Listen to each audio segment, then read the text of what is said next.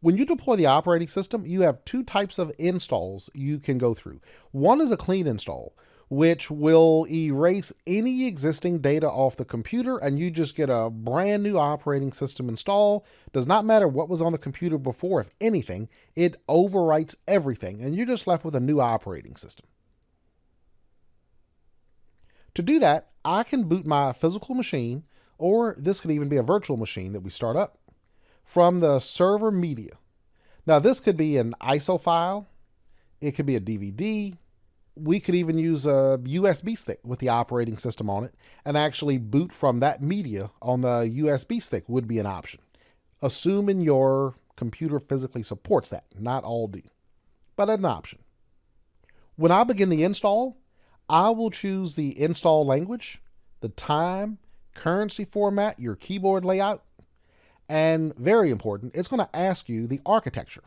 Do you want to deploy standard or data center?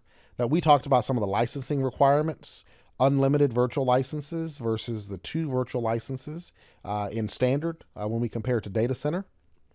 Do you want to have a graphical user interface, which would be the desktop experience?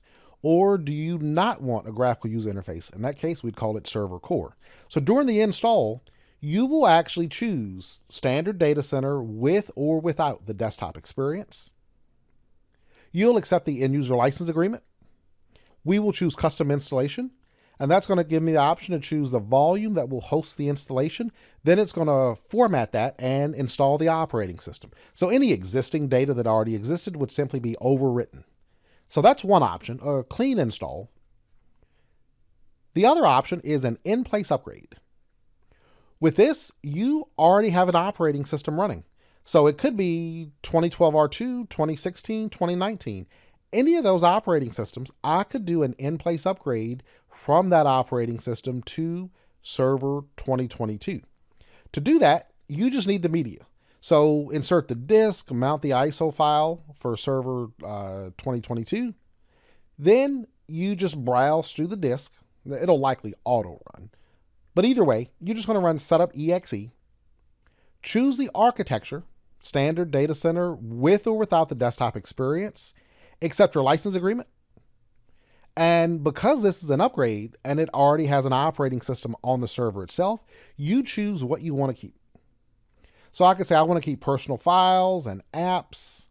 You could also say I don't want to keep either of those things. So if you do nothing, I don't want any apps or personal files, but I do want all the operating system settings to be retained. So if this was a web server, that role would still be installed, but any other apps you've installed, any personal files you created, it would get rid of all of that type of content, but it's going to have the same overall server configuration when you're done.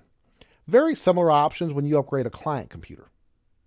Now, something to keep in mind, when you do an upgrade, you cannot go down in architecture.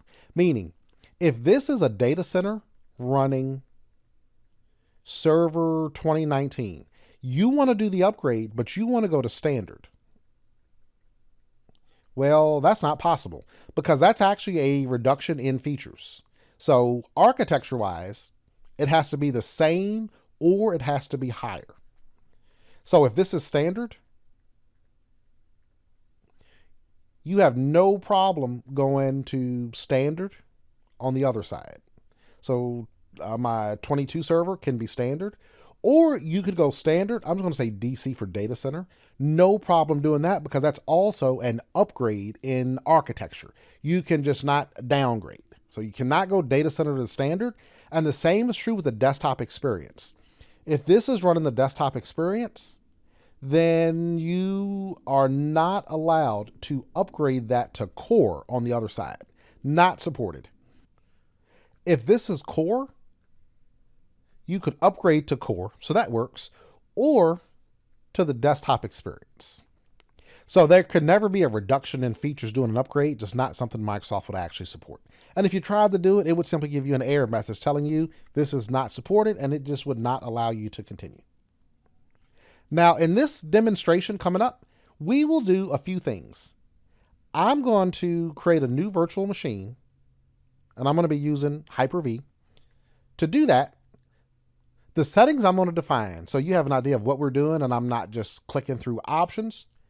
I'm going to name the virtual machine RTS-DC1. It's going to ask me about generations, and I'm going to choose generation 2. We are not concerned with that right now, but when we get to the Hyper-V section, we will compare this generation 1 and generation 2 virtual machines and look at some of the different capabilities, but I'm going to choose generation 2 for now. For memory, we can assign whatever we want, but I'm going to assign 4,096 megabytes. So 4 gigs of RAM is what I'm going to assign. I could assign as little as 2 gigabytes, which would be 2,048 megabytes. Now, I'll put the megabytes here because when we enter this in Hyper-V, you do have to type it in megabytes. And if you use an invalid value, it simply gives you an error message. So you cannot type 4,097 megabytes. It's going to tell you that does not work. I'll also define a virtual switch. The virtual switch type will be external, which does allow for network access, and you can even get out to the internet with that external switch type. And so I don't confuse myself or anyone else, I'm simply going to name it external. Now, if you create a virtual machine and you do not want internet access, they just have other switch types you would actually choose. We choose this private if I want to be isolated. Now, that is covered in great detail later on in our Hyper-V section, but to create a virtual machine, that's what we need for now. For the virtual hard drive, we will accept the default, so I'm not making any changes to the virtual hard drives, not resizing or anything like that. And the ISO file, I have already downloaded that from the Microsoft website. So you simply browse to whatever location you downloaded the ISO file. So those are going to be the main questions you're asked when you create your virtual machine. Then you're ready to install the operating system. Now, when you install the operating system, it is exactly the same as if you were installing this on a physical server. You're going to be presented with those same options. So just these few settings we're concerned with when we create the virtual machine. If you are using VirtualBox, I do have a demo of VirtualBox on my website, rtsnetworking.com/demo. But it walks through the equivalent of this just if you are using VirtualBox.